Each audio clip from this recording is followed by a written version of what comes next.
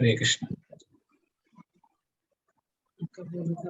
ओम अज्ञानतिमिरान्धस्य ज्ञानाञ्जनशलाकया चक्षुरुन्मिलितं येन तस्मै श्रीगुरवे नमः। श्रीचैतन्यमनोभीष्टं स्थापितं येन भूतले स्वयं रूप कदा मह्यं ददाति स्वपदान्तिकम्। वन्देऽहं श्रीगुरो श्रीयुतापदकमलं श्रीगुरोन् वैष्णवांश्च श्रीरूपं साग्रजातां सहगणा रघुनाथान्वितं तं सजीवं साद्वैतं सावधूतं परिजनसहितं कृष्णचैतन्यदेवं श्रीराधा कृष्णपादान् सहगणा ललिता श्रीविशाखान्वितांश्च नमो विष्णुपादाय कृष्णपृष्ठाय भूतले श्रीमते भक्तिवेदान्ता स्वामिनिति नामिने। नमस्ते सरस्वती देवे गौरवाणी प्रचारिणे निर्विशेष शून्यवादी पाश्चात्य देशतारिणे। नमो महावदन्याय कृष्ण प्रेम प्रदायते कृष्णाय कृष्ण चैतन्य नाम्ने गौरत्विषे नमः। हे कृष्ण करुणा सिंधु दीनबंधो जगत्पते गोपेश गोपिका कांत श्री राधा कांत नमोस्तुते। तप्त कांचन गौरांगी श्री राधे वृंदावनेश्वरी वृषभानुसुते देवी प्रणमामि हरिप्रिये। वाञ्छाकल्पतरुभ्यश्च कृपा सिन्धुभ्यैव च पतितानां पावनेभ्यो वैष्णवेभ्यो नमो नमः। जय श्री कृष्ण चैतन्य प्रभु नित्यानंद श्री अद्वैत गदाधर श्रीवासादि गौर भक्त वृंद। हरे कृष्णा कृष्णा कृष्णा हरे हरे, हरे राम राम राम हरे हरे।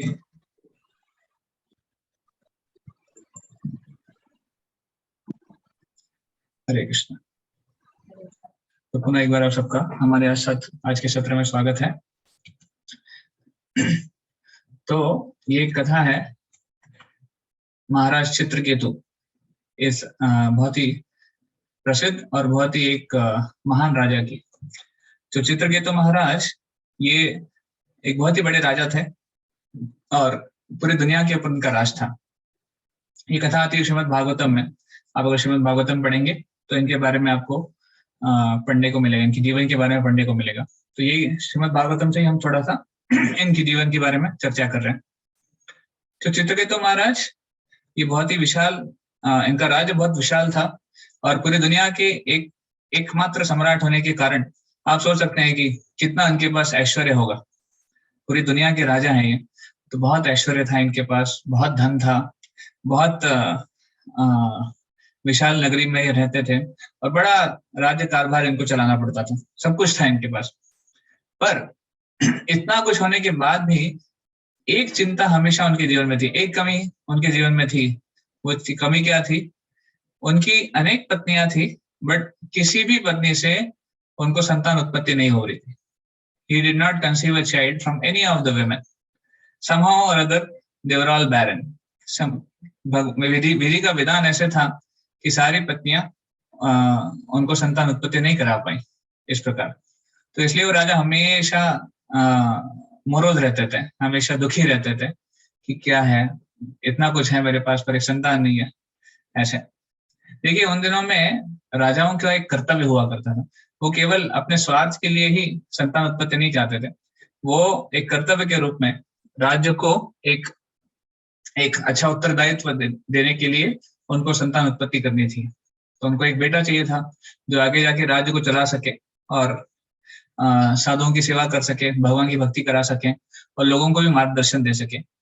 ऐसे तो इसलिए वो उनकी चिंता भी थी। तो एक दिन जब अंगिरा मुनि, एक बहुत ही प्रसिद्ध मुनि है अंगिरा, ये ब्रह्मा जी के पुत्रों में से एक है। तो अंगिरा मुनि एक बार जब भ्रमण कर रहे थे तो उनके राजमहल में आए और राजमहल में आके उनसे मिलते हैं। तब राजा बहुत ही दुखी बैठे हुए थे अपने आसन के ऊपर और जैसे अंगिरा मुनि वहां पहुंचे, उन्होंने देखा कि राजा के जीवन में कुछ तो कमी है, तभी इतने दुखी है। तो राजा ने फिर भी इतना दुखी होने के बाद भी अंगिरा मुनि का बहुत अच्छे से स्वागत किया, उनको आसन दिया, उनके चरण धोए, उनको फलाहार कराया और उनको विश्राम करने के लिए उनको जगह दी। तो इस प्रकार का उन्होंने जो वैदिक स्वागत है, एक अतिथि का जैसे स्वागत किया जाता है, वो सभी बहुत ही अच्छी से और बहुत ही दक्षता से उन्होंने किया। और फिर जब अंगिरा मुनि विश्राम करके आए तब उनसे पूछने लगे कि राजा चित्रकेतु, तो आपके जीवन में और आपके राज्य में सब ठीक तो है, सब कुछ ठीक ठाक चल रहा है? तो चित्रकेतु महाराज का मूड थोड़ा अलग था, क्योंकि वो दुखी थे अंदर से, और अंगिरा मुनि समझ गए थे कि चित्रकेतु महाराज कुछ सुनने के मूड में नहीं है। सुनने के मूड में नहीं मतलब कुछ आध्यात्मिक चीज उनको अभी पल्ले नहीं पड़ेगी इन वन सेंस। जब व्यक्ति बहुत ज्यादा दुखी होता है किसी चीज से लेके, तो वो कुछ अच्छे इंस्ट्रक्शन, कुछ अच्छे जो शिक्षाएं हैं वो समझ नहीं पाता है, क्योंकि उसके जीवन का जो दुख है उसको इतना घेर लेता है, वो दूसरी अच्छी शिक्षाओं को वो झेल नहीं पाता है, वो ले नहीं पाता है। तो इसलिए अंगिरा मुनि समझ गए कि चित्रकेतु महाराज अभी इस मोड में नहीं है ऐसे। तो जब अंगिरा मुनि ने उनसे पूछा कि क्या हो गया, आप क्यों दुखी हैं, तब राजा ने बताया कि अरे देखिए महाराज, सब कुछ है हमारे पास, पर एक पुत्र नहीं है, संतान नहीं है। तो हमारा जो धन है, हमारा राज्य है, ये सब इतना ऐश्वर्य है, ये सब कैसा है, जैसे एक भूखे व्यक्ति को, व्यक्ति बहुत भूखा है, बहुत दिनों से उसने कुछ खाया नहीं है, उपवास किया है, और उसको आप घर पे आमंत्रण देते हैं भोजन के लिए, पर भोजन खिलाने के पहले उसको उसका श्रृंगार करते हैं, उसको माला पहनाते हैं, उसको चंदन लगाते हैं, सब कुछ करते हैं, पर उसको खाने के लिए नहीं दे रहे। तो जैसे उस भूखे व्यक्ति के लिए भोजन के अलावा बाकी सब बेकार है, क्योंकि वो उसका भूख नहीं मिटा सकती है, उसी तरह मेरे लिए सब कुछ बेकार है, क्योंकि मुझे कोई संतान नहीं है ऐसे। तो इस प्रकार ये राजा का भाव था जो अंगिरा मुनि समझ रहे थे। देखिए, इसे एक बहुत महत्वपूर्ण शिक्षा हमको मिलती है कि कोई भी व्यक्ति क्यों ना हो दुनिया में, भले वो सबसे बड़ा राजा क्यों ना हो, अंगिरा चित्रकेतु महाराज की तरह, फिर भी उनके जीवन में असंतुष्टि रहती है। इसका मतलब कभी हमारे जीवन में ऐसा समय नहीं आएगा कि सारी कमियां पूरी हो गई है और हम एक परफेक्ट लाइफ जी रहे हैं, जैसे सपनों में हम देखते हैं, फिर फिल्मों में हम देखते हैं, या फिर एक काल्पनिक दुनिया हम जो सोचते हैं कि सब कुछ परफेक्ट हो जाएगा, सब कुछ अच्छा हो जाएगा, मतलब घर पे सब अच्छा रहेगा, धन की कोई कमी नहीं होगी, खाने की कमी नहीं होगी, सब परिवार वाले सुखी रहेंगे, बच्चे सब अच्छे निकलेंगे, सबके अच्छे गुण हो जाएंगे। मतलब एक आइडियल वर्ल्ड ये है जो हम सोचते हैं, बट सच्चाई जो है, असलियत जो है भौतिक दुनिया की, वैसी नहीं है। हर एक के जीवन में, प्रत्येक के जीवन में कोई ना कोई कमी है। तो दुनिया का राजा चित्रकेतु क्यों ना हो, या फिर हम जैसे एक छोटा मोटा व्यक्ति क्यों ना हो। तो इसलिए we should never expect that everything will be perfect in life at a point of time. कभी नहीं सोचना चाहिए कि एक समय सब कुछ परफेक्शन आ जाएगा और तब हम भक्ति करेंगे, या फिर तब हम भगवान के नाम का जप करेंगे, भगवान को सीरियसली अपने आप को समर्पण करेंगे। नहीं, ऐसा स्थिति नहीं आएगा। इसलिए जिस स्थिति में हम हैं उसी स्थिति से हमको भक्ति शुरू करनी चाहिए और भक्ति के अभ्यास, विधि का अभ्यास करना चाहिए, क्योंकि आज जो स्थिति है वही हमारे लिए बेस्ट स्थिति है। जो भगवान जानबूझ के हमारे जीवन में कमियां देते हैं, क्योंकि कमियां होने के बाद हम भगवान की कृपा को ज्यादा अच्छे से ग्रहण कर पाते हैं, समझ पाते हैं कि नहीं, भगवान की कृपा की जरूरत है, आवश्यकता है।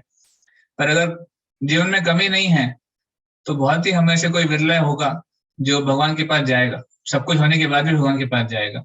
बहुत ही कम लोग हैं ऐसे, और अधिकांश लोग भगवान के पास जाते हैं। क्यों? क्योंकि जीवन में कमियां हैं। तो एक प्रकार से जीवन में कमी होना ये एक आशीर्वाद है, भगवान के पास जाने का मौका मिलता है, भगवान के बारे में सुनने का मौका मिलता है, और हमारा शुद्धिकरण हो जाता है। और वैसे भी भौतिक जगत में सभी चीजों का अंत हो जाता है। हमने सुना है कैसे भौतिक जगत एक प्रकार से क्या है, दुखालय है और अशाश्वत है। यहाँ पर कुछ भी चीजें शाश्वत रूप से नहीं है। तो अगर कुछ समय के लिए ऐसा प्रतीत भी होता है, लगता है कि सब कुछ अच्छा चल रहा है, पर फिर भी वो नष्ट होने वाला है। हमें समझना चाहिए कि सब कुछ अंत होने वाला है सभी चीजों का। इसलिए नेवर बिकम कंप्लेसेंट, कभी भी हमें लाइटली नहीं लेना चाहिए जीवन को या फिर भक्ति को। हमेशा भक्ति को तीव्रता से करने का प्रयास करना चाहिए। तो ये एक लेसन हम चित्रकेतु महाराज के जीवन से सीखते हैं। तो जब अंगिरा मुनि ने ये देखा कि चित्रकेतु महाराज अपने पुत्र के उत्पत्ति के लिए बहुत ज्यादा उत्सुक है और वो कुछ आध्यात्मिक चर्चा करने के लिए तैयार नहीं है, तो अंगिरा मुनि को थोड़ी दया आई उनके ऊपर। तो अंगिरा मुनि ने सोचा कि ठीक है, इनको अभी प्रसन्न करने के लिए पुत्र उत्पत्ति के लिए कुछ मार्ग बताते हैं। तो अंगिरा मुनि ने कहा कि ठीक है, मैं आपको एक यज्ञ करने के लिए गाइडलाइन बताता हूँ। मैं आपको एक यज्ञ करने के लिए कह रहा हूँ।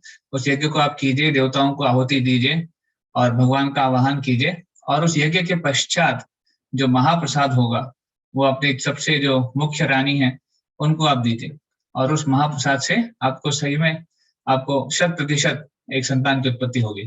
तो जैसे ही अंगिरा मुनि ने इस यज्ञ के बारे में विस्तार से वर्णन किया, चित्रकेतु महाराज ने तुरंत यज्ञ करने का प्रबंध कराया।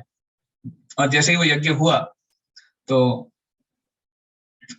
जैसे वो यज्ञ संपन्न हुआ, अच्छे से पूर्ण हो गया, उसका जो महाप्रसाद था वो चित्रकेतु महाराज ने अपनी जो सबसे मुख्य रानी थी वो उनको दिलाया। तो अंगिरा मुनि उनको पहले जब बताए थे कि ऐसा ऐसा होगा, आपको महाप्रसाद मिलेगा, उनको देना, तो अंगिरा मुनि ने वहां पे एक वार्निंग भी दिया था। अंगिरा मुनि ने कहा था कि देखिए, आपको जरूर एक संतान की उत्पत्ति होगी, पर आप उसका नाम जो है हर्ष शोक रखना। तो हर्ष शोक क्यों रखना, क्या रखना, वो डिटेल अंगिरा मुनि ने नहीं बताया, पर उन्होंने इतना ही बताया कि आप उसका नाम हर्ष शोक रखना। तो और वो चले गए फिर वहां से। तो बाद में हो सकता चित्रकेतु तुम्हारा सोचने लगी कि अंगिरा मुनि ने ऐसे क्यों बोला कि इसका नाम हर्ष शोक रखना चाहिए, क्या हो गया। तो हो सकता है कि ये थोड़ा खुशी भी देगा और दुख भी देगा। खुशी इस बात की होगी कि बेटा हो रहा है, बहुत सालों के बाद अल्टीमेटली फाइनली हमारी जो मन्नत है वो पूरी हो रही है, इच्छा पूरी हो रही है, इसलिए हर्ष है, दुख सुख है। और शोक इसलिए हो सकता है कि ये थोड़ा बिगड़ जाएगा, ये थोड़ा नटखट निकलेगा, और इकलौता बेटा है या फिर राजा का बेटा है, तो बड़ा मतलब बड़े बड़े बाप का बेटा है बोल सकते हैं, तो कुछ आदतें होंगी जो इतनी अच्छी नहीं होगी, थोड़ा सा शरारती होगा। पर कोई बात नहीं, शरारती है तो क्या हुआ, बिगड़ गया तो क्या हुआ, कम से कम बेटा तो है। तो राजा उसको उसको उनको इतनी उत्सुकता थी बेटे की, जो पुत्र होने वाला है इसकी, इसलिए उन्होंने अंगिरा मुनि की जो इंस्ट्रक्शन है उसके ऊपर इतना गौर नहीं किया, इतना ध्यान नहीं दिया। हाँ, हो सकता है हर्ष शोक है, कोई बात नहीं। तो ऐसे राजा सोच रहे थे कि बेटा ना होने से अच्छा है कि एक बिगड़ा हुआ बेटा हो, कम से कम कुछ तो हो, इस प्रकार की राजा की सोच थी। फिर जब यज्ञ हुआ तब कृतज्योति उनकी जो रानी थी, उनकी जो प्रमुख रानी थी, उसका नाम था कृतज्योति। तो कृतज्योति महारानी को उन्होंने वो प्रसाद दिलाया, और कृतज्योति कालांतर में वो गर्भवती हो गई और एक बहुत ही सुंदर पुत्र रत्न की प्राप्ति हुई उनको कृतज्योति से। तो देखिए, इतनी सारी उनकी रानियां थी और उसमें से केवल कृतज्योति को पुत्र हुआ। तो नेचुरली ये हुआ कि जैसे ही कृतज्योति गर्भवती हुई और उनको बेटा हुआ, तो राजा का कृतज्योति के प्रति जो स्नेह है वो बहुत ज्यादा बढ़ गया, क्योंकि इन्होंने उनकी इच्छा पूरी की थी ना, एक संतान उत्पत्ति की, तो उनका स्नेह उनके प्रति बहुत बढ़ गया। तो जो बाकी रानियां थी वो बहुत दुखी हो गई, क्योंकि राजा कृतज्योति के प्रति ही बहुत ज्यादा स्नेह रखते थे और बाकी रानियों के प्रति थोड़ा सा निग्लेक्ट करने लग गए, थोड़ा सा दुर्लक्ष्य करने लगे। ऐसे यहाँ पर भागवतम में वर्णन आता है कि यहाँ पर थोड़ी सी गड़बड़ हो गई, क्योंकि राजा का जो भाव था, पहले समभाव था, सभी रानियों के प्रति समभाव था, कि किसी को कोई पुत्र नहीं था। पर जब यहाँ पर कृतज्योति को पुत्र हुआ तो राजा का कृतज्योति के प्रति बहुत ज्यादा अफेक्शन बढ़ गया, स्नेह बढ़ गया, और बाकी रानियों के प्रति थोड़ा सा डिस्ट्रैक्शन हो गया, दुर्लक्ष्य हो गया। तो बाकी रानियां, देखिए, जब किसी को किसी दूसरे व्यक्ति को बहुत ज्यादा अटेंशन मिलता है, बहुत ज्यादा ध्यान मिलता है, और आपको जो पहले ध्यान मिलता था वो चला जाता है और दूसरे के प्रति हो जाता है, तो उससे एक चीज पैदा होती है, वो क्या है? ईर्ष्या। तो भौतिक जगत में हमारे जो अनर्थ हैं, अनर्थों में एक प्रमुख अनर्थ है ईर्ष्या। ईर्ष्या क्या है? दूसरे के प्रति जो हमारा कंपैरिजन का भाव है कि इनके साथ अच्छा हो रहा है, मेरे साथ अच्छा नहीं हो रहा है, इनके साथ अच्छा क्यों हो रहा है, तो इनके साथ भी अच्छा नहीं होना चाहिए, भले मेरे साथ अच्छा हो ना हो कोई बात नहीं, पर इनके साथ अच्छा नहीं होना चाहिए, इसको कहते हैं ईर्ष्या। तो दूसरे को जब कुछ पाते हैं, कुछ अचीवमेंट उनको मिलती है, तो दूसरे हो सकता है कि हमें ईर्ष्या हो जाए उनसे। तो रानियों के साथ यही हो गया। जब राजा कृतज्ञता के प्रति बहुत ज्यादा अट्रैक्टेड हो गए, उनको उनके प्रति ज्यादा स्नेह हो गया, तो बाकी रानियों को ईर्ष्या हो गई, और ईर्ष्या के चलते वो अंदर से जलने लग गई कि राजा का ध्यान उधर ज्यादा जा रहा है, अभी ज्यादा हमको ध्यान नहीं दे रहे। तो इतना यहाँ तक पहुंच गया उनकी ईर्ष्या कि सभी रानियों ने मिलकर एक मीटिंग की, और उस मीटिंग में उन्होंने ये निर्णय लिया कि एक ही तरीका है राजा का प्रेम, खोया हुआ प्रेम वापस प्राप्त करने का। वो क्या है? आप देखिए, मैं जो बता रहा हूँ उसमें एक बहुत महत्वपूर्ण लेसन छुपा हुआ है। तो रानियों ने मीटिंग करके डिसाइड किया कि एक ही तरीका है कि राजा का जो खोया हुआ प्रेम है वो प्राप्त करने का। वो क्या है? जिसके कारण राजा का स्नेह रानी के प्रति बढ़ा है, उस कारण को हटा दो। इसका मतलब उस बच्चे को जहर पिला दो। तो कैन यू इमेजिन, रानियां इस हद तक जाने को तैयार थी कि बच्चे को जहर पिला दिया जाए, और जब बच्चा ही नहीं रहेगा तो वापस सब एक लेवल पे आ जाएंगे, वो कृत्यद्युति है या फिर हम है, इस प्रकार। तो देखिए, ये ईर्ष्या किस हद तक व्यक्ति को गिरा सकती है कि व्यक्ति अपना तो भला छोड़ ही दो, दूसरे का भी भला देख नहीं सकता, दूसरों को भी क्षति पहुंचाना चाहता है। इसलिए हमें बहुत सतर्क रहना चाहिए कि हमें किसी के प्रति ईर्ष्या नहीं होनी चाहिए। सभी चीजों को हमें भगवान के दृष्टिकोण से देखना चाहिए और हमारे कर्मों के दृष्टिकोण से देखना चाहिए। अगर हमें कुछ चीज मिलती है जीवन में तो वो हमारे कर्म है, और नहीं मिलती है तो भी हमारे कर्म है। किसी और को अगर कुछ चीज प्राप्त होती है तो एक भक्त को हमेशा प्रसन्नता होनी चाहिए।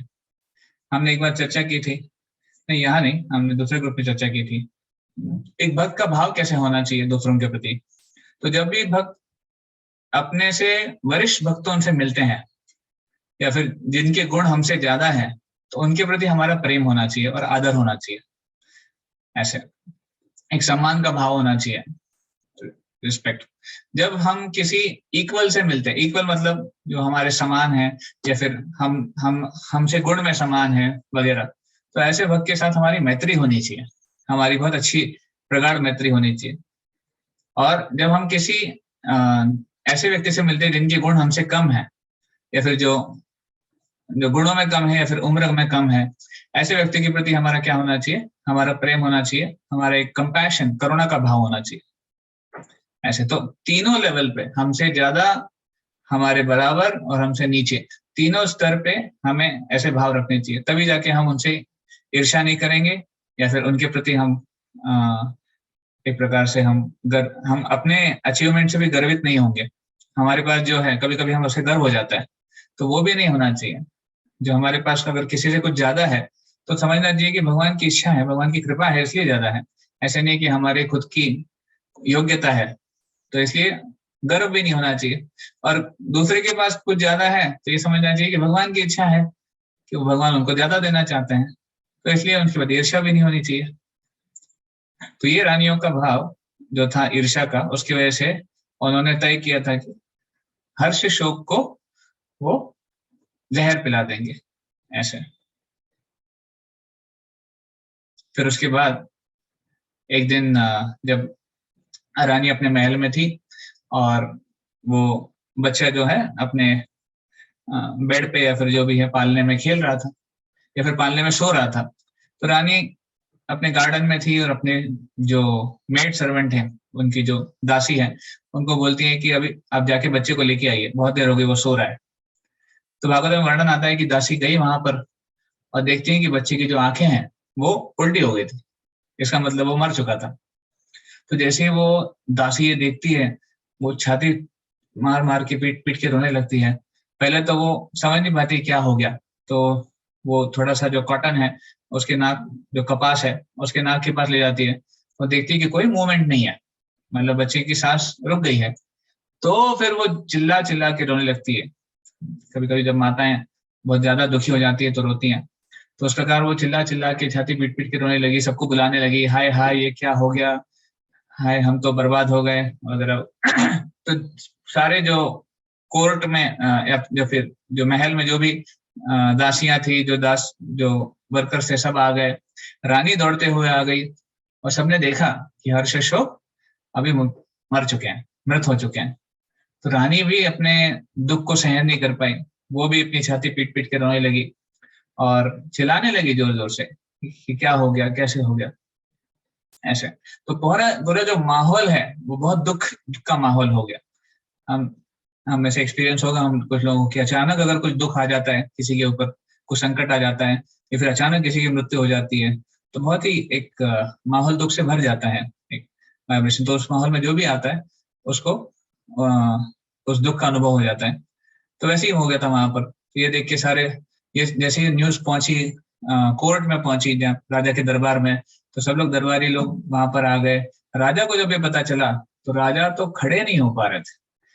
जो चित्रकेतु महाराज को पता चला कि बच्चे का देहांत हो गया है, बच्चा मर चुका है, तो जहां थे वहीं वो गिर गए, वहीं ही collapse on the floor and he felt unconscious. वो बेहोश हो गए और उनके जो कपड़े थे वो सब बिखर गए, उनके बाल बिखर गए और अपने आप को संभाल नहीं पा रहे थे। हालांकि इतने बड़े राजा थे, पूरी दुनिया के राजा थे, फिर भी वो अपने आप को संभाल नहीं पा रहे थे। तो जब उन्हें थोड़ा होश आया, उन्होंने बात करना शुरू किया, तब वापस वो उठे और वहां पर आने लगे, रानी की जो महल है वहां पर आने लगे जहाँ पे हर्षशोक है। तो वहां पर आते आते रास्ते में ऐसे वर्णन आता है कि कई बार रास्ते में गिरे और आ, फिर उठे, गिरे फिर उठे, इस प्रकार। और जब राजा वहां पर पहुंचे हर्षशोक के पास, तब राजा बहुत जोर से क्रंदन करने लगे, विलाप करने लगे। अभी भी उनको अंगिरा मुनि का जो वार्निंग था हर्षशोक के नाम क्यों रखना था वो याद नहीं आया, अभी भी याद नहीं आया। क्योंकि पहले बच्चा जब नहीं था, हर्षशोक जब जन्म नहीं लिया था, तब उनको बहुत ज्यादा दुख था कि बच्चा नहीं है। उसके बाद जब हर्षशोक का जन्म हुआ, उनको बहुत ज्यादा आनंद हो गया और वो दुख को भूल गए। और अब जब वापस हर्षशोक की मृत्यु हो गई, तब उनको इतना दुख हो गया कि वो उस वार्निंग को फिर से भूल गए। ऐसे तो extreme happiness and extreme suffering, बहुत ज्यादा आनंद और बहुत ज्यादा दुख, उससे वो राजा गुजर रहे थे। ऐसे तो जब वो राजा वहां पर आए, विलाप करने लगे, रानी ने देखा तो रानी और रोने लगी और तेजी से उनकी आंखों से आंसू बहने लगे और उनकी सांस फूलने लग गई और वो एक प्रकार से एक पागलपन की स्थिति में चली गई। जब व्यक्ति को बहुत ज्यादा दुख होता है तो एक मैडनेस की स्थिति में चला जाता है। तो रानी वहां पर बोलने लगी, रानी वहां पर विधि के विधान को कोसने लगी। वो कहने लगी, हे विधाता, आप ऐसे इतने निष्ठुर कैसे हो सकते हो, आप इतने क्रूर कैसे हो सकते हो, आपने इतना गलत काम किया है। आप नहीं जानते कि कैसे जस्टिस देना चाहिए, कैसे किसी को शिक्षा देनी चाहिए, कैसे नहीं देना चाहिए, आप नहीं जानते। तो रानी एक प्रकार से जो विधि का विधान है, भगवान है, उनको कोस रही थी कि आप कैसे पिता के पहले बच्चे को आप ले सकते हैं, पिता भी जीवित हैं और उसके पहले आपने बच्चे को ले लिया, बच्चे की मृत्यु करा दी, ऐसे कैसे हो सकता है। मतलब आप नहीं जानते कि सही में किसको कैसे कर्म देने हैं, ऐसा। और फिर वो राजा के प्रति, बच्चे के प्रति और स्नेह से बात करने लगी कि अरे आप कहाँ चले गए, आप आइए, आपको अभी और खेलना है, आपको अभी अपने दोस्तों के साथ जाके मिलना है, आप उठिए, अभी बहुत हो गया सोना, इतना मत सोइए, आप उठिए, आपके दोस्त आ गए हैं आपको लेने के लिए, उठिए। फिर वो रोने लगी कि मैं अभी आपका चेहरा नहीं देख पाऊंगी, आप, आपकी मृत्यु हो चुकी है, आप कहीं और चले गए हो। तो इस प्रकार वो मिक्स्ड इमोशंस में है, मिक्स भावनाओं में जो रानी है उनका हृदय बहता रहा, इस तरह। तो ये भागवतम में इसके बारे में काफी डिटेल में वर्णन आता है कि किस प्रकार सभी लोग इतने दुखी थे वहां पर, सभी लोग विलाप कर रहे थे। और उस समय जब राजा, रानी और सभी जो लोग हैं विलाप करने लगे थे, एक प्रकार से जीवन की जो असली स्थिति है उसको भूल गए थे। देखिए, जब भी जीवन में कोई सुख आता है या दुख आता है, भगवत गीता हमें बताती है कि ना सुख में बहुत ज्यादा आनंदी होना चाहिए, ना दुख में बहुत ज्यादा विलाप करना चाहिए। Because a person who is equipoised, एक व्यक्ति जो समभाव रखता है, वो जानता है कि सुख हो या दुख, ये दोनों ही भगवान के, हमारे दिए हुए कर्मों के अनुसार है या फिर भगवान की इच्छा है। तो कभी कभी बहुत ज्यादा सुख आ जाता है, किसी के अव्वल नंबर आ जाते हैं, टॉप टॉप आ जाता है, या फिर किसी को बहुत ज्यादा धन की प्राप्ति हो जाती है, या फिर कोई भी बहुत ज्यादा सुख अगर मिलता भी है, फिर भी उसमें हमको भगवान का स्मरण करना चाहिए कि भगवान के कारण हुआ। तो व्यक्ति उसमें he will not be too much elated, बहुत ज्यादा प्रसन्न नहीं हो जाएंगे। प्रसन्नता होनी चाहिए, हम नहीं कह रहे कि प्रसन्नता नहीं होनी चाहिए, पर भगवद गीता के अनुसार हमें उस आनंद को ऐसे नहीं कि वो हमारे सर पर बैठ गया, और ऐसा नहीं कि हम सोचते हैं कि हम ही करता है, जो कि प्राय होता है, लोग सोचते हैं कि हम ही करता है।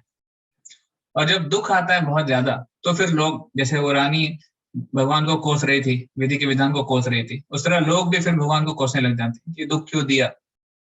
तो जब आनंद होता है तब लोग नहीं पूछते हैं कि भगवान को आनंद क्यों दिया, तो दुख में भगवान को लोग पूछते हैं कि दुख क्यों दिया। तो ये तो भगवान के, ये जीवन का सत्य है। भौतिक जगत में एक प्रकार से जीवात्मा इस चक्र से जाना ही वाला है, तो ये जीवन का सत्य है। तो इसलिए हमें समभाव रखना चाहिए। तो उसके बाद ऐसे वर्णन आती है कथा में कि अंगिरा मुनि, आपको याद है अंगिरा मुनि? कौन अंगिरा मुनि? जिन्होंने वो वरदान दिया था राजा को कि आपको पुत्र होगा। क्यों वरदान दिया था उन्होंने राजा को पुत्र होगा? क्योंकि राजा बहुत ज्यादा व्याकुल थे पुत्र के लिए। अगर उस समय ही राजा इतने व्याकुल नहीं होते, अंगिरा मुनि हो सकता है उनको सदुपदेश दे सकते थे कि देखो ये कर्मों का, ये विधि का विधान है, हो सकता है कि आपके कर्म में पुत्र नहीं है। पर क्योंकि राजा इतने व्याकुल थे, तो उनके कर्म नहीं थे कि उनको पुत्र हो, पर अंगिरा मुनि के आशीर्वाद से उनको पुत्र हो। और इसलिए ये एक सिद्धांत है कर्म का कि जब व्यक्ति कुछ चीज डिजर्व नहीं करता है, वो चीज उसके लिए नहीं होती है, और वो व्यक्ति बहुत उसके पीछे पागल हो जाता है, उस चीज को पाने के लिए जब पागल हो जाता है, व्याकुल हो जाता है, हो सकता है कि भगवान उसको वो चीज दे भी दे, पर उस सुख जो उसको जो मिलता है उस चीज प्राप्त करने का, उससे बहुत ज्यादा दुख भी उसको प्राप्त होता है, इक्वल एंड अपोजिट और मोर, क्योंकि वो उसके कर्म में नहीं थी। जैसे चित्रकेतु महाराज के कर्म में पुत्र संतान होना वो नहीं था, तो क्योंकि वो बहुत ज्यादा व्याकुल थे, बहुत ज्यादा परेशान थे, संतान होनी चाहिए होनी चाहिए होनी चाहिए, इसलिए अंगिरा मुनि के आशीर्वाद से उनको संतान हुई, बहुत ज्यादा आनंद हो गया, पर उससे ज्यादा दुख हो गया क्योंकि संतान चली गई। ऐसे तो जब अंगिरा मुनि आए वहां पर अपने मित्र नारद मुनि को लेके आए, और नारद मुनि के साथ वहां पे नारद मुनि आए, अभी उनको लगा था कि एटलीस्ट ये सही समय है कि जब राजा रानी ये एक व्याकुल स्थिति से गुजर रहे हैं, हो सकता है कि अभी ये कुछ अच्छी चीजें सीखें, कुछ सही चीजें सीखें, क्योंकि ये संतों का एक कर्तव्य बनता है कि जो जो राजा है, जो एक प्रकार से समाज के ऊपर एक कंट्रोल बनाए रखे हैं, उनको सदुपदेश दें और उनको भक्ति के मार्ग से जोड़ें।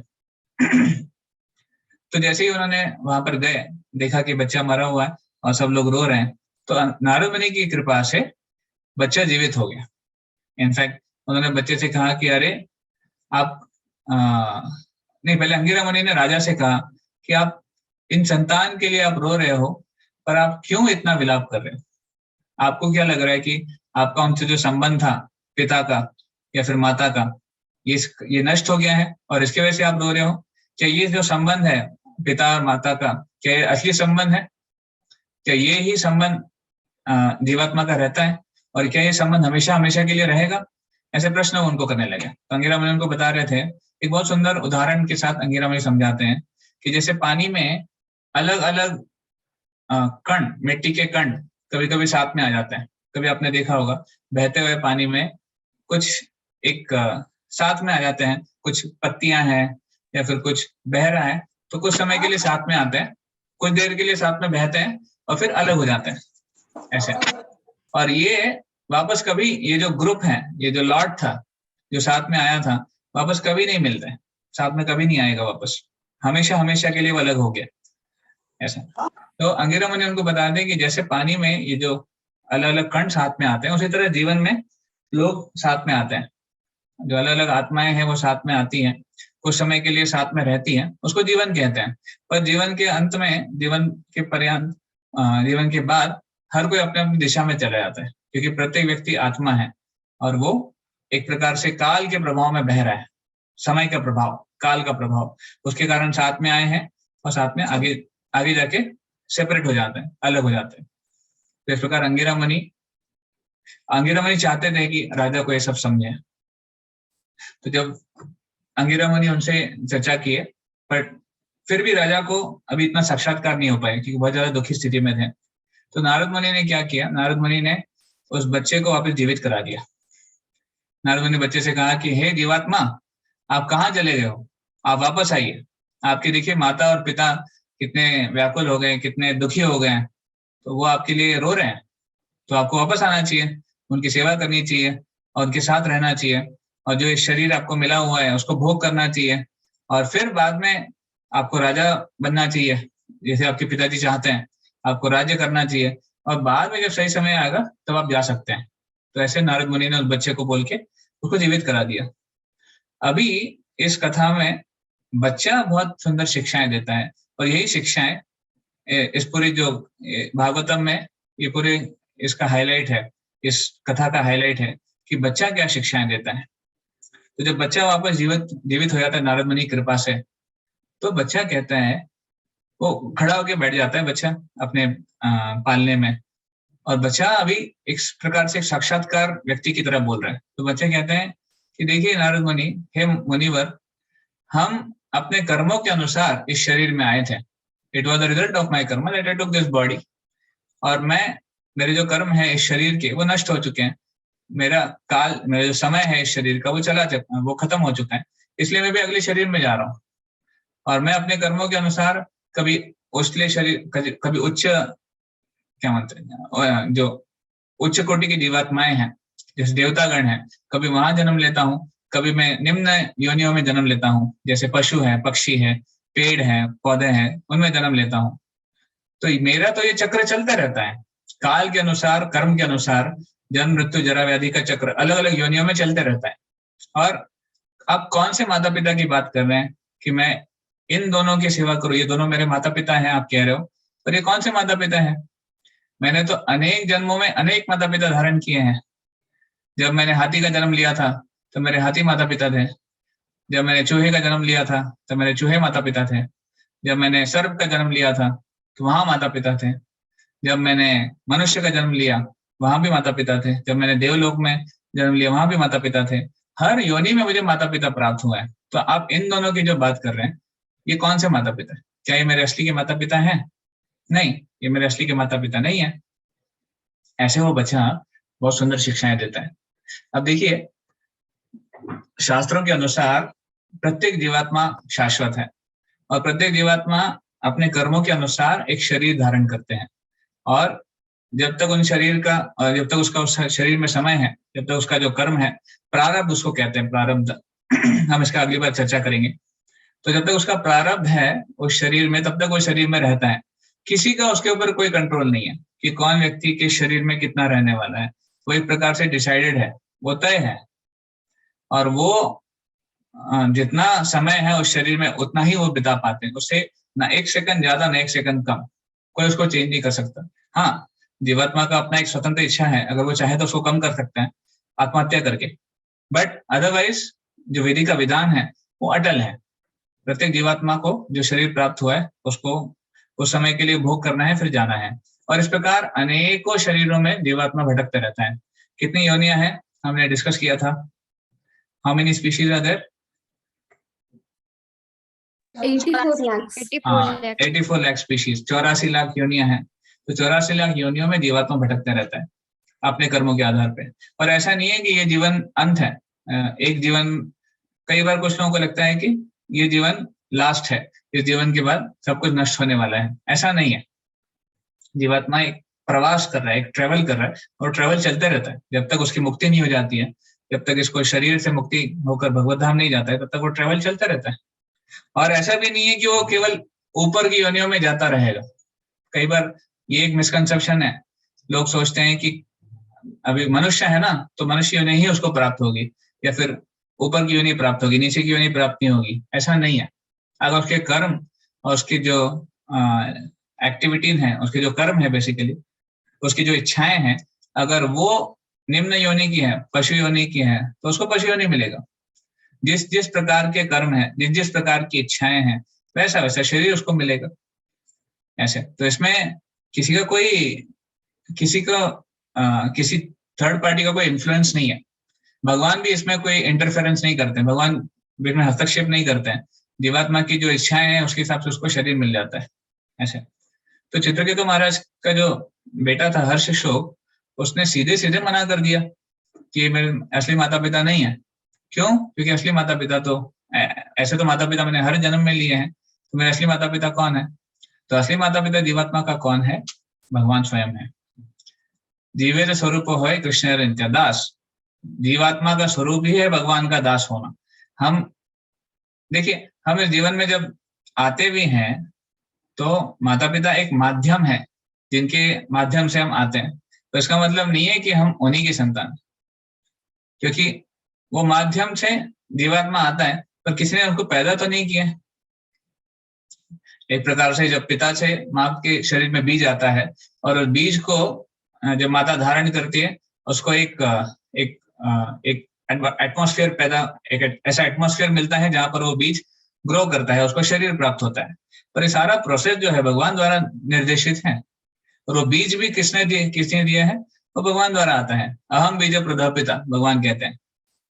तासाम ब्रह्म महद योनिर अहम बीज प्रदापिता। जितनी भी योनियां हैं, भगवान कहते हैं मैं बीज देता हूँ। केवल मनुष्य योनि नहीं, भगवान कहते हैं जितनी भी योनियां हैं, बीज देने वाला मैं ही।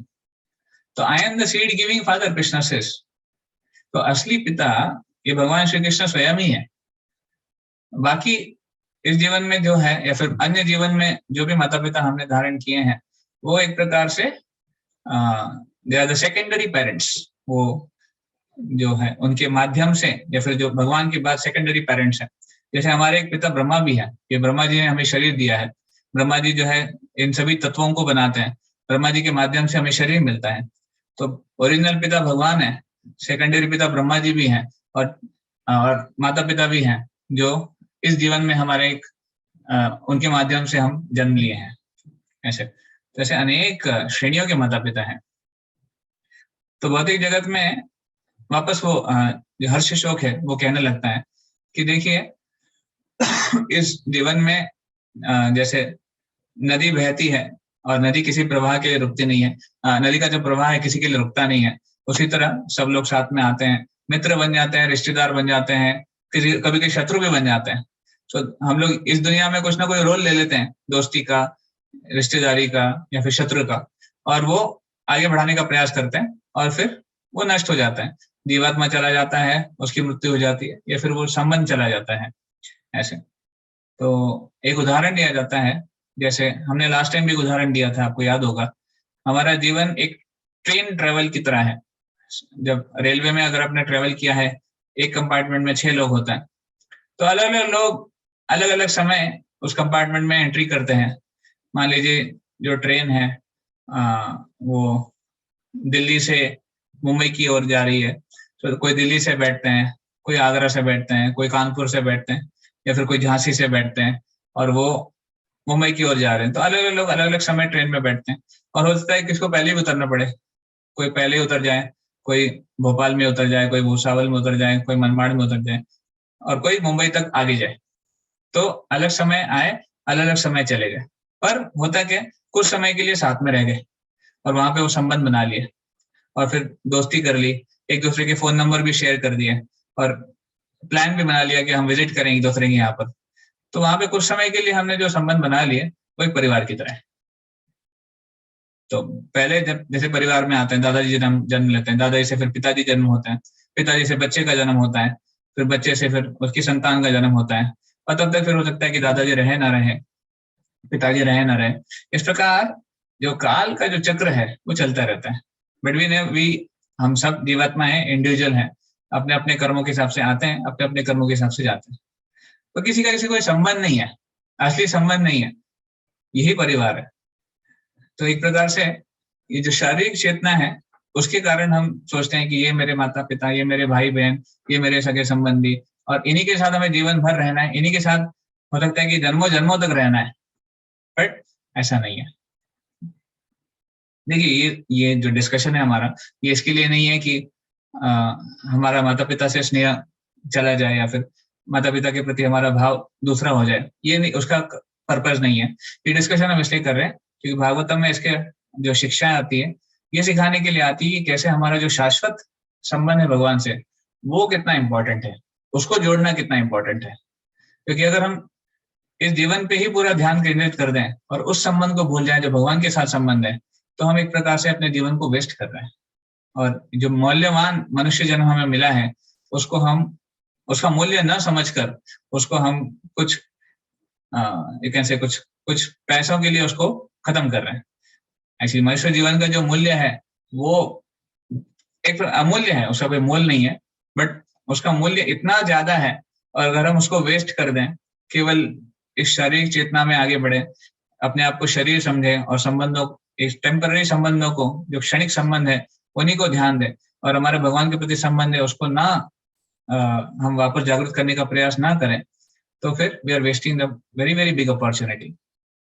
Now it is said that लाखों लाखों लाखों करोड़ों लोगों में ऐसा कोई व्यक्ति है, जीवात्मा है, जो हो सकता है कि भगवत चेतना के प्रति आने का प्रयास करे, और ऐसे हजारों हजारों लाखों लोगों में एक व्यक्ति हो सकता है जो परफेक्ट हो जाए, जो सिद्धि प्राप्त कर ले। मनुष्यानाम सहस्रेषु कश्चित् यतते सिद्धये यतताम अपि सिद्धानाम कश्चिन् माम वेत्ति तत्वतः। तो हजारों हजारों लाखों लोगों में कोई सिद्धि प्राप्त करने का प्रयास करता है, तो भगवान कहते हैं ऐसे हजारों हजारों लाखों लोगों में कोई सिद्धि प्राप्त कर मुझे तत्वतः जानता है। तो ये है मनुष्य जन्म की रेयरिटी, कितना अमूल्य है मनुष्य जन्म, इसलिए उसको वेस्ट नहीं करना चाहिए। तो उसके बाद जो हर्ष शोक है, वो एक बहुत सुंदर उदाहरण देते हैं। वो कहते हैं कि जैसे सोना है और जैसे बाकी जो अन्य वस्तुएं हैं, वो हमेशा देखिए एक हाथ से दूसरे हाथ में जाते रहती है, पर वो किसी से बिलोंग नहीं करती है। ऐसा नहीं बोलते हैं कि ये सोना मेरा है या फिर ये मेरा ही सोना रहेगा हमेशा। सोना मतलब गोल्ड। तो गोल्ड और अन्य जो वस्तुएं हैं वो एक के दूसरे हाथ में जाते रहती है। उसी तरह आप लैंड को भी ले लीजिए। लैंड के जो पेपर हैं, कागजात हैं, वो एक दूसरे के नाम पे ट्रांसफर होते रहते हैं। तो पहले पिता के नाम, दादाजी के नाम पे थे, फिर पिता के नाम पे आ गए, पिता के नाम से बच्चे के नाम पे आते हैं, फिर उनके बच्चे के नाम पे आते हैं। जनरेशन चलती रहती है, नाम बदलते रहते हैं, पर वो जगह वहीं के वहीं रहती है। कोई क्लेम नहीं कर सकता कि वो जगह मेरी थी। कोई क्लेम नहीं कर सकता कि ये सोना मेरा ही था। वो एक हाथ से दूसरे हाथ में जाता है। हमारे करेंसी का नोट ले लीजिए, वो करेंसी का नोट जो हमको आरबीआई ने छाप के दिया हुआ है, वो एक हाथ से दूसरे हाथ में जाता रहता है, ट्रेड होता रहता है उसका। वो करेंसी का नोट कोई दबा के नहीं रख सकता कि मेरा ही रहे, हमेशा के लिए मेरा ही रहेगा, नहीं। उसी तरह जीवात्मा कर्मों के आधार पे आया है इस शरीर में, और एक प्रकार से समझ में, तो जीवात्मा भी ट्रेड होता रहता है, जीवात्मा भी बदलता रहता है, परिवार बदलते रहता है, योनियां बदलते रहता है, शरीर बदलते रहता है। तो कोई नहीं कह सकते कि ये मेरा ही रिश्तेदार है, फिर मेरा ही अंश है, ऐसा। तो ये हर्ष शोक उदाहरण देते हैं कि सोना, गोल्ड या फिर जो अन्य वस्तुएं हैं, जैसे एक से दूसरे के हाथ में ट्रांसफर होते रहती है, उसी तरह हमारा भी आत्मा भी ट्रांसफर होता रहता है एक दूसरे के हाथ में। तो this actually the law of Karma, इसको कहते हैं लॉ ऑफ कर्मा, जो हमको फोर्स करता है। एक प्रकार से लॉ ऑफ कर्मा, जो कर्म के नियम है, वो एक बंधन है। हमें जबरदस्ती जन्म लेने के लिए मजबूर किया जाता है। देखिए, भगवान में और जीवात्मा में ये अंतर है। भगवान का जो जन्म है, भगवान के जो कर्म है, वो दिव्य है, वो स्वेच्छा से भगवान आते हैं, स्वेच्छा से भगवान जाते हैं। पर हमारे केस में ऐसा नहीं होता। हमारे केस में हम जबरदस्ती जन्म लेते हैं। जबरदस्ती मतलब हमारे कर्म के कारण we are force to take birth. हमारी स्वेच्छा नहीं है। हम नहीं बोल सकते कि हमें नहीं जन्म लेना है या फिर हमें नहीं मरना है। हमारी कोई स्वेच्छा नहीं है उसके ऊपर। हम काल के प्रभाव में, गुणों के प्रभाव में, कर्म के प्रभाव में है, ऐसे। तो इसलिए जो एक स्त्री के गर्भ से दूसरे स्त्री के गर्भ में हम कर्म के प्रभाव से भटकते रहते हैं। वन वूम टू अनदर वूम, एक पिता के माध्यम से दूसरे पिता के माध्यम से हम भटकते रहते हैं। तो इसलिए हमें इस चीज के प्रति सतर्क रहना चाहिए कि देखिए, अनेक जन्म तो हमने पा लिए हैं, मनुष्य जन्म भी अभी पा लिया है, पर इस जन्म में बहुत एक इम्पॉर्टेंट चीज है जो कि हमें मिल सकता है, वो है गुरु का आश्रय। गुरु का आश्रय प्रत्येक जन्म में नहीं मिलता है। हर मनुष्य जन्म में हमें गुरु का आश्रय नहीं मिला है, पर इस जन्म में हमें चांस है, क्योंकि ये न कहने प्रकार है ना, हमारी कोई तो एक बहुत ही भगवान की अनुकंपा है हमारे ऊपर कि हम एक बोनाफाइड, एक अधिकृत मार्ग पे आए हैं, और श्रील प्रभुपाद जी जैसे जो शुद्ध भक्त हैं, उनकी कृपा से हमें पता चला है कि जीवन का उद्देश्य क्या है, what is the goal of life. अब तक हम लोग मनुष्य योनि में भी भटके होंगे, हो सकता है हम लोग गए भी होंगे मनुष्य योनि से, पर हमें गोल ऑफ लाइफ नहीं पता था, जीवन का उद्देश्य नहीं पता था। आज हम इस स्थिति में हैं कि हमें जीवन का उद्देश्य पता चल रहा है, और इस जीवन का उद्देश्य पता चलने में गुरु का बहुत बड़ा रोल है, एक अधिकृत स्पिरिचुअल मास्टर का। ऐसे बताते हैं, प्रति जन्म में पिता माता पाए। पिता और माता तो हर जन्म में मिलते हैं, कोई इसमें कोई डाउट ही नहीं है। बाय डिफॉल्ट माता पिता हर प्रत्येक जीवात्मा को हर जन्म में मिलते हैं, पर गुरु प्रत्येक जन्म में नहीं मिलते। गुरु मिलना बहुत ही रेयर है, और गुरु जिस जीवन में प्राप्त हो जाए वो जीवन धन्य है। इसलिए भारतवर्ष में मनुष्य जन्म लेना और विशेष करके चैतन्य महाप्रभु के आंदोलन के समय हमारा जन्म होना, ये बहुत ही विशेष बात है। यहाँ तक कि देवतागण भी इस स्थिति के लिए वेट कर रहे होते हैं। वो भी इनफैक्ट उनकी भी इच्छा होती है कि हम इस स्थिति में जाएंगे और मनुष्य जन्म ले लेंगे, मनुष्य जन्म लेके हम लोग भक्ति करेंगे और इस पूरे चक्र से ही हम लोग छुटकारा पालेंगे। क्या फायदा देवता बनने में भी। हाँ, भागवत में वर्णन आता है कि देवतागण भी सोचते हैं कि हमारा जीवन तो तुच्छ है, हमारे जीवन में कोई फायदा नहीं, भोग है, पर वो भोग खत्म होने के बाद वापस यहीं पे आना है, और तब भक्ति का कोई मौका नहीं है, भक्ति करना बहुत मुश्किल है। तो इसलिए देवतागण भी वेटिंग कर रहे हैं, वेटिंग लाइन में है, लिस्ट में है कि कब हम चैतन्य महाप्रभु के मिशन में किसी एक साधारण जीवात्मा की तरह जन्म ले, अपने जीवन को सार्थक करे, धन्य करे और भगवत धाम जाए।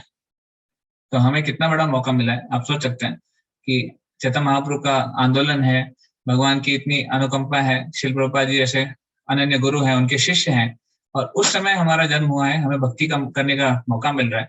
क्यों ना इस मौके को हम लोग उसका पूरा फायदा उठाएं और बहती गंगा में हाथ धो लें एक प्रकार से।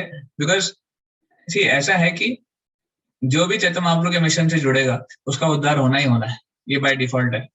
तो अगर हम कुछ ना करें तो भी चैतन्य महाप्रभु की कृपा से हमारा उद्धार हो जाएगा। कुछ ना करें मतलब ऐसा नहीं कि बैठे रहे, थोड़ा बहुत करना पड़ेगा, जप करना पड़ेगा, 4 नियमों का पालन करना पड़ेगा, भक्तों का संग करना पड़ेगा, उतना ही करना है। कोई एक्स्ट्रा चीज करने की जरूरत नहीं है, कोई बड़ी तपस्या करने की जरूरत नहीं है, कोई बड़े यज्ञ अनुष्ठान करने की जरूरत नहीं है, कोई बड़े बड़े दान धर्म करने की जरूरत नहीं है।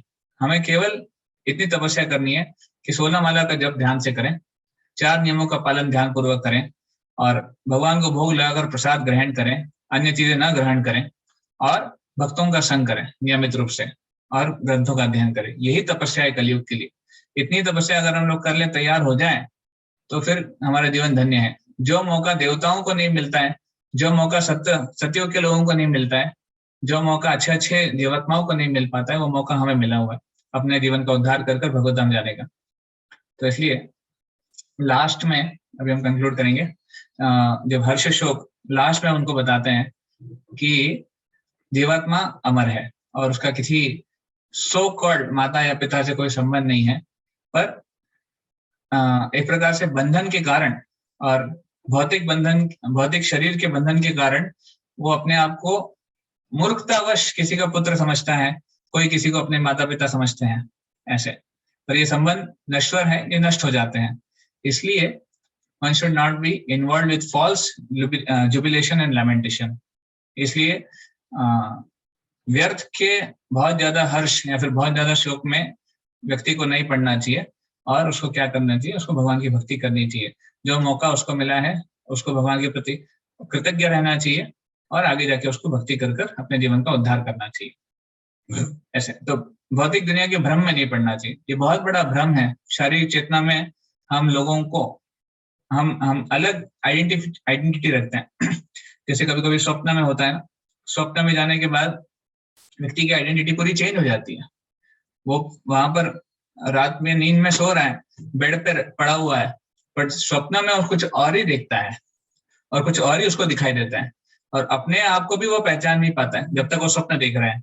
पर स्वप्न जब खत्म हो जाता है तब उसको याद आता है कि अरे मैं तो कुछ और हूँ, मैं कहीं और, मैं वहां था ही नहीं। तो उसी तरह हम भी एक प्रकार से एक बड़े सपने में है। शास्त्र बताते हैं कि हमारा सपना ये 50, 60, 70, 80 साल का सपना है, जिसमें हम अपने आप को शरीर समझ रहे हैं, और शरीर से संबंधित जो वस्तु है हम अपने आप अपनी समझ रहे हैं। पर ये बड़ा सपना है। ये सपना कब नष्ट होगा? जब जीवात्मा अपनी ओरिजिनल पोजीशन आत्मा के स्तर पे कार्य करेगा और अपने आप को आत्मा का साक्षात्कार कराएगा, तब उसको याद आएगा कि अरे मैं तो भगवान का दास हूँ, मैं भगवान का अंश हूँ, मैं सब ये नहीं हूँ, मैं शरीर नहीं हूँ, मैं ये सब टेम्पररी चीजें नहीं हूँ, ना ही इन चीजों का मेरे साथ कोई संबंध है, और इसीलिए मुझे इन चीजों से आनंद भी नहीं मिलता है। भौतिक चीजों से आनंद प्राप्ति नहीं होती है। क्यों नहीं होती है? क्योंकि इनका हमारा कोई संबंध नहीं है। हमारा असली संबंध भगवान के साथ है। हमारा असली संबंध आध्यात्मिक स्तर पे है, और इसलिए आध्यात्मिक चीजों में ही आनंद प्राप्ति होती है, एक संतुष्टि की प्राप्ति होती है। इसलिए जो वेद शास्त्र है वो हमें बताते हैं कि हमें इस जन्म मृत्यु जरा व्याधि के चक्र से निकलकर भगवत धाम जाने का प्रयास करना चाहिए। ये जीवन का सबसे बड़ा उद्देश्य है, और इसकी प्राप्ति के लिए हमें मनुष्य जन्म को लगाना चाहिए। ऐसे तो इतना कह के वो हर्ष शोक जो है वापस उस शरीर से चला जाता है। बच्चे का जो शरीर है वापस मृत हो जाता है।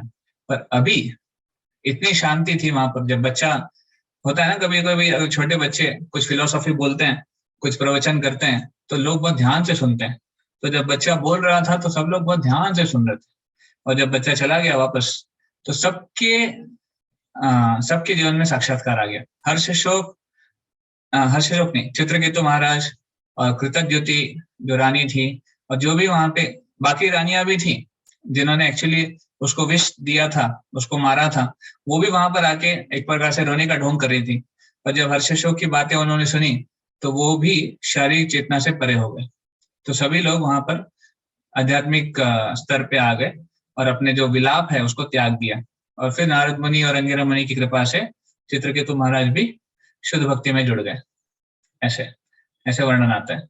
और आगे जाके यही चित्रकेतु महाराज जो है वो इतने प्रगाढ़ भक्त बने भगवान संकर्षण के, और उसके बाद आगे वर्णन आता है कि उन्हें शिव जी का भी संग प्राप्त हुआ, और वृत्रासुर के शरीर में भी वो आए थे। तो अलग स्टोरी है। तो इस प्रकार चित्रकेतु महाराज के जीवन से और हर्ष शोक के जीवन से हमने कुछ सीखने का प्रयास किया।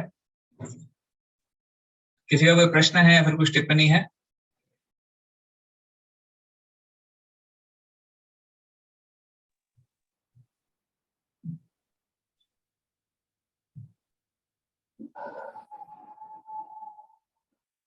अगर कोई प्रश्न नहीं है तो फिर हम प्रश्न पूछने का प्रयास करेंगे।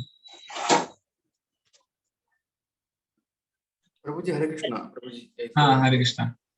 प्रभु जी एक सवाल था।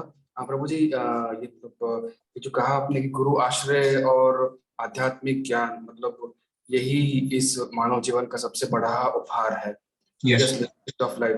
तो प्रभु जी ये जो हम देखते हैं कि हमें मतलब we are trying to get into this आध्यात्मिक ज्ञान, लेकिन हम काफी लोगों को वी प्रीच और कब कहते हैं कि आप लोग भी आइए, फॉर एग्जांपल DY से जुड़िए, क्लासेस में आइए, बट काफी लोगों को इसमें इंक्लूजन होता नहीं है। तो हम ट्राई कर रहे हैं, we are trying our best. तो प्रभु जी इसमें क्या मतलब इसमें फ्री विल भी होता है या मतलब there also some role of previous karma कुछ मतलब? ओके, हाँ, एंड गुड क्वेश्चन। तो देखिए इसमें दोनों चीजें हैं। एक प्रकार से फ्री विल भी है और एक पूर्व सुकृति भी इन्वॉल्व होती है। तो कभी कभी कुछ लोगों की सुकृति नहीं है कि वो आध्यात्मिक चर्चा को समझ सकें। देखिए अब आप मंदिर का उदाहरण लीजिए। हमारे मंदिर में कितने लोग आते हैं दर्शन करने के लिए? प्रैक्टिकली हजारों लोग आते हैं। संडे के दिन मान लीजिए 10,000 लोग आते हैं दर्शन करने के लिए। तो इतने लोग दर्शन करने आते हैं, इतने लोग वहां पर आते हैं, भगवान को देखते हैं, मंदिर में आ रहे हैं, कैंपस में आ रहे हैं। तो कितने लोग सही में स्पिरिचुअली इंक्लाइंड है? बहुत ही कम लोग। कितने लोग सही में कुछ आध्यात्मिक बेनिफिट वहां से ले जा पाते हैं? काफी कम लोग होते हैं। अधिकांश लोग आते हैं वो सेल्फी खींचने के लिए आते हैं, और पहले तो जगह ढूंढते रहते हैं कहाँ जाके सेल्फी खींचें, या फिर कहाँ जाके कुछ खाना पीना कर लें, परिवार के साथ बैठ जाएं। तो लोग भले मंदिर आते हैं पर हालांकि इंटेंशन अलग अलग होते हैं, सबके मोटिवेशन भी अलग अलग होते हैं। बट एटलीस्ट टेम्पल आ रहे हैं तो उन्हें कुछ फायदा मिलता है, कुछ सुकृति मिलती है। मंदिर आ रहे हैं, ये न कहने प्रकार हरिनाम उनके कान में जा रहा है, भले वो सुनना नहीं चाहते पर वो सुनाई दे रहा है, तो कुछ उससे सुकृति अकाउंट उनका बढ़ते रहता है। तो जब एक सुकृति अकाउंट बढ़ जाता है तब हो सकता है कि वो आपका जो प्रपोजल है कि आप आ जाइए, आप कोर्स अटेंड कीजिए, आप हमारी गीता क्लास अटेंड कीजिए, वो उसको एक्सेप्ट करें। अगर वो सुकृति नहीं है तो व्यक्ति एक्सेप्ट नहीं कर पाता है। तो सुकृति कैसे मिलेगी उनको? इसलिए हमको रेगुलरली लोगों को कृष्णा कॉन्शियसनेस के बारे में ज्ञान देना चाहिए, चर्चा देनी चाहिए, भले वो सुने ना सुने। क्योंकि अगर नहीं भी सुनते हैं अभी, हो सकता है किसी और समय जाके कुछ महीनों बाद, कुछ सालों बाद हो सकता है कि उनको सुकृति मिल जाए और वो भक्ति से जुड़ जाए। ऐसे बहुत सारे उदाहरण है कि जो व्यक्ति आज नहीं जुड़ा पर 20 साल बाद जाके जुड़ गया और किसी और मंदिर से जाके जुड़ गया। तो हमारा आज का जो प्रीचिंग है, आज का जो प्रचार है, वो पता नहीं उसके कहाँ कब काम आएगा। इस जीवन में तो अगले जीवन में काम आएगा, क्योंकि वो तो आत्मा है, शरीर तो बदलने ही वाला है, तो उसको अगले जीवन में काम आएगा। इसलिए प्रचार करता रहना चाहिए, लोगों को बताता रहना चाहिए, उसको छोड़ना नहीं चाहिए। और फ्री विल भी बहुत इंपॉर्टेंट है, जैसे आपने बताया, क्योंकि स्वतंत्र इच्छा है उसकी। जब तक उसकी स्वतंत्र इच्छा नहीं होती है तब तक वो, आप चाहें उसको कितना भी क्लासेस के लिए जोड़ लीजिए, क्लासेस में उसको बिठा भी दीजिए, पर वो सुन नहीं पाएगा सुन के वो उसको फॉलो नहीं कर पाएगा, क्योंकि उसकी फ्री विल नहीं है। तो व्यक्ति की फ्री विल भी होनी चाहिए और एक सुकृति भी होनी चाहिए जिससे वो एक्सेप्ट कर सके, दोनों होना चाहिए। ओके,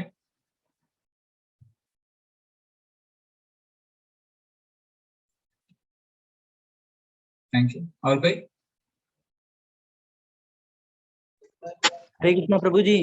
हरे कृष्णा। प्रभु जी, जैसे आपने बताया कि पिछले जन्म में भी माता पिता होते हैं और आने वाले जन्म में भी माता पिता होंगे, लेकिन गुरु सिर्फ एक ही होता है। तो क्या अगर जैसे किसी का पिछला जन्म भी ह्यूमन का हुआ तो उसका कोई टीचर या गुरु नहीं होगा?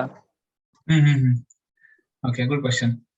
तो जब मैंने बताया कि गुरु एक ही होता है, एक्चुअली गुरु एक नहीं बताया, मैंने बताया कि गुरु मिलना बहुत रेयर है।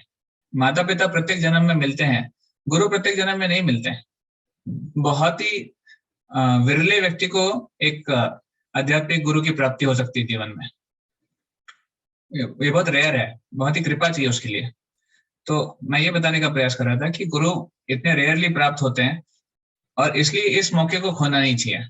जब हमें गुरु प्राप्त हो रहे हैं, जब हमें आध्यात्मिक शिक्षा प्राप्त हो रही है, डोंट लूज दिस अपॉर्चुनिटी, ये बता रहा था।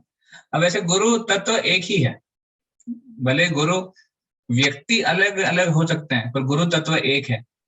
अभी ऐसा नहीं है कि व्यक्ति के पिछले जीवन में कोई गुरु है और मान लीजिए उसने गुरु किए तो है, पर वो आध्यात्मिक जीवन में पूर्णता प्राप्त नहीं कर सकता है, परफेक्शन प्राप्त नहीं कर पा रहा है, और अगले जीवन में वापस वो भक्ति शुरू करता है, तो वही उसी गुरु को वापस आना पड़ेगा इसके लिए, ऐसा नहीं है। हाँ, गुरु अपने प्रतिनिधि को भेजते हैं, या फिर गुरु किसी न किसी अन्य व्यक्ति के माध्यम से उसको इंस्पायर करते हैं, उस जीवात्मा को प्रेरणा देते हैं कि आप वापस भक्ति से जुड़ जाइए। जरूरी नहीं कि उसी गुरु को वापस आना पड़ेगा हमने लेने के लिए, नहीं तो फिर हम इतने निकम्मे हैं, हम तो भगवत धाम जाएंगे ही नहीं, जन्म जन्म तक हम यहीं पड़े रहेंगे। तो हमारे गुरु को डंडा लेके हमारे पीछे खड़ा रहना पड़ेगा, ये कब आएगा ये जीवात्मा तो ऐसा नहीं होता है। एक्चुअली गुरु की करुणा तो है, गुरु तो चाहते हैं कि जीवात्मा उसी जीवन में भगवत धाम चला जाए, पर हम अपनी स्वतंत्र इच्छा सही डायरेक्शन में नहीं लगाते और हम नहीं जाते। फिर बार बार गुरु प्रयास करते हैं किसी दूसरे माध्यम से, किसी और व्यक्ति के माध्यम से, किसी और बोनाफाइड गुरु के माध्यम से उसको इंस्पायर करते हैं हृदय में। ओरिजिनल गुरु जो है बलराम जी है, बलराम जी सभी गुरुओं के स्रोत हैं, द सोर्स। तो बलराम जी हमें मार्गदर्शन देते हैं एक प्रकार से, ठीक है। कृष्ण प्रभु जी, वो गुरु खाली मनुष्य जाति में होता है कि और दूसरी भी जाति में? हरे कृष्ण। तो गुरु मोस्टली मनुष्य जीवन में ही प्राप्त होते हैं, यही पूछ रहे हैं ना, मनुष्य जीवन में प्राप्त होते हैं किसी और योनि में प्राप्त होते हैं? तो गुरु मनुष्य योनि में ही प्राप्त होते हैं, क्योंकि बाकी योनियों में गुरु तो है बट वो जीवात्मा स्वीकार नहीं कर पाता है। बहुत ही ऐसे रेयर केसेस हैं, बहुत ही ऐसे कम केसेस हैं जहां पर कोई मनुष्य के अलावा भी किसी को दीक्षा दी जाती।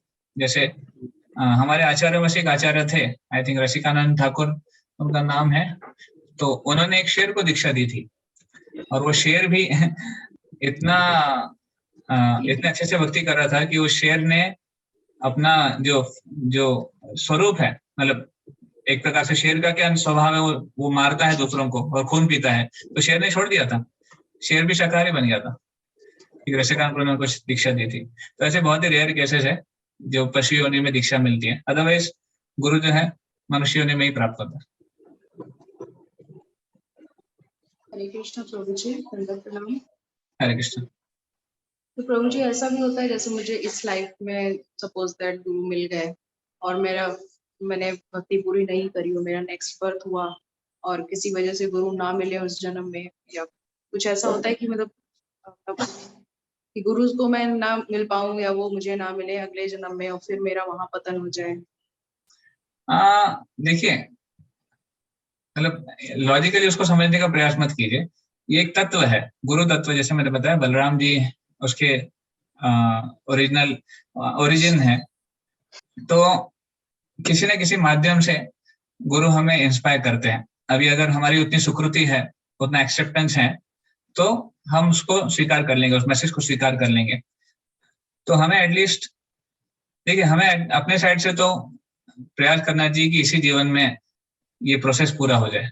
क्यों नया जन्म लेना है और क्यों हमारे गुरु को परेशान करना है बार बार आने के लिए? गुरु करेंगे, गुरु वो काम, वो सेवा भी करने के लिए तैयार है, पर हम एक शिष्य के लिए अच्छा विचार नहीं है कि गुरु को परेशान करें, वो अपराध है हमारे लिए। तो इसलिए शिष्य को चाहिए कि वो अच्छे से भक्ति करे, तीव्रता से भक्ति करे, गुरु के जो मार्गदर्शन, जो निर्देशन है उसके अच्छे से पालन करे और भगवत धाम जाए। प्रभु जी, हम लोग के अंदर इतना भी नहीं होता, ऐसा लगता है कि किसी न किसी चीज से हम लोग की आसक्ति जुड़ी रहती है, इतनी तीव्र भक्ति तो नहीं करते हम लोग। तो कैसे ये श्योर होगा कि हम लोग इसी जन्म में गुरु की आज्ञा को पालन करके और धाम वापस जा सकेंगे? आई मीन मेरा Okay. पर्सनली एक्सपीरियंस है, मुझे नहीं लगता मैं इतनी तीव्र भक्ति करती हूँ या कर पाऊंगी। जिस तरह से हर चीज से आसक्ति नहीं होनी चाहिए, नहीं तो बोलते फिर से आना पड़ता है। जी। देखिए, अच्छा प्रश्न है आपका। ये प्रैक्टिकली हमको लगता है कि आध्यात्मिक जगत बहुत दूर है या फिर भगवत धाम बहुत दूर है, हम कैसे प्राप्त करेंगे उसको? पर अगर हमें सही में भक्ति की विधि के ऊपर विश्वास है और अपने अनर्थों के ऊपर, अपने अनर्थों को छोड़ने की तैयारी है, अगर वो तैयारी अगर है तो हम कर सकते हैं। कई बार ऐसे नहीं कि अनर्थ बहुत शक्तिशाली है, ऐसा नहीं है। हम अनर्थ को पकड़े रखे हैं, हम अनर्थ को छोड़ते नहीं है। एक बार एक व्यक्ति था, वो पेड़ को आलिंगन कर रहा था और पेड़ को गले लगाया और वो चिल्ला रहा था, छोड़ दो मुझे, छोड़ दो, छोड़ दो मुझे। तो दूसरे ने बोले, अरे पेड़ को आपने पकड़ रखा है, पेड़ ने आपको नहीं पकड़ा है। तो उसी प्रकार हम कभी कभी अनर्थों को पकड़े रखते हैं, हम अनर्थों को छोड़ते नहीं है। हम काम वासना, हमारी क्रोध, हमारी इच्छाएं, हम उसको पकड़े रखते हैं और हम बोलते हैं छोड़ दो, छोड़ दो, छोड़ दो। तो अनर्थ तो छोड़ देंगे हमको अगर हम अनर्थों को छोड़ देंगे तो इसलिए we have to be ready, हमें तैयार होना चाहिए शुद्धिकरण के लिए।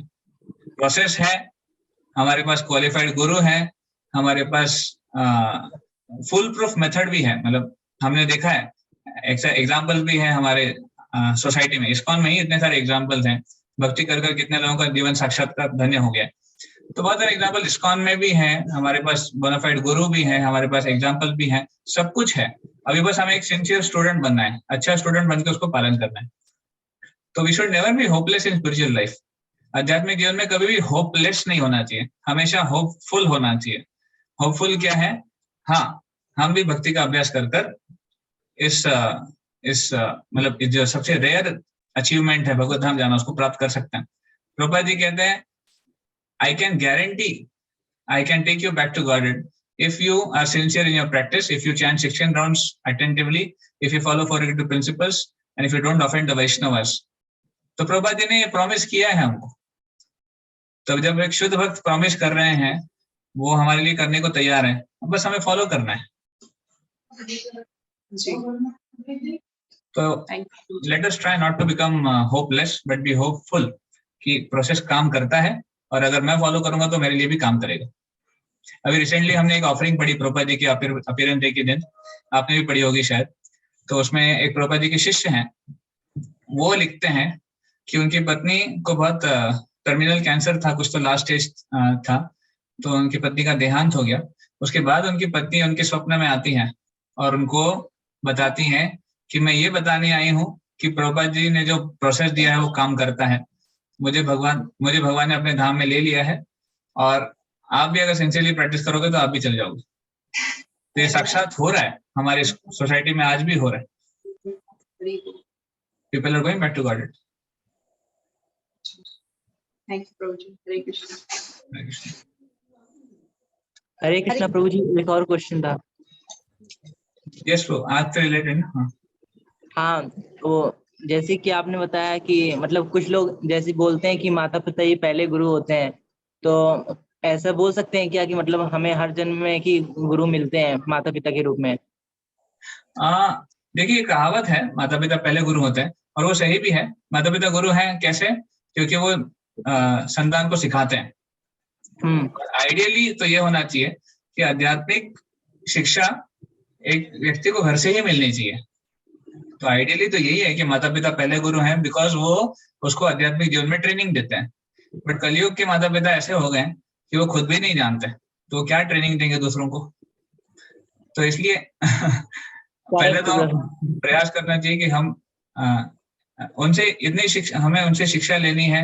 उन्होंने हमें, देखिए, माता पिता का सम्मान है, उतना अपना रोल है, क्योंकि उन्होंने हमको जीवन प्रदान किया है। ये शरीर ये न किन्ने प्रकार है ना, उनके थ्रू हमको मिला हुआ है, तो ये सम्मान है हमारा उनके जीवन में, हम मना नहीं कर रहे। एट द सेम टाइम हम आध्यात्मिक गुरु को उनका जो पोजीशन है वो कम नहीं कर सकते, क्योंकि वो हमारे जन्म और कर्म के चक्र को छोड़ने आए हैं, या फिर वो हमको यहाँ से निकालने आए हैं। वो हमारा पूरा कर्मा अपने ऊपर ले लेते हैं आध्यात्मिक गुरु, और हमें कर्मा फ्री कर देते हैं, हमारे कर्म को नष्ट कर देते हैं। तो ये आध्यात्मिक गुरु का इतना बड़ा योगदान है हमारे जीवन में, कौन कर सकता है? कोई है जो हमारे कर्मों को ले ले और हमें कर्मा फ्री कर दे? कोई नहीं करता है, आध्यात्मिक गुरु करते हैं। तो इसलिए आध्यात्मिक गुरु का बहुत बड़ा रोल है हमारे जीवन में, आत्मा के स्तर पे।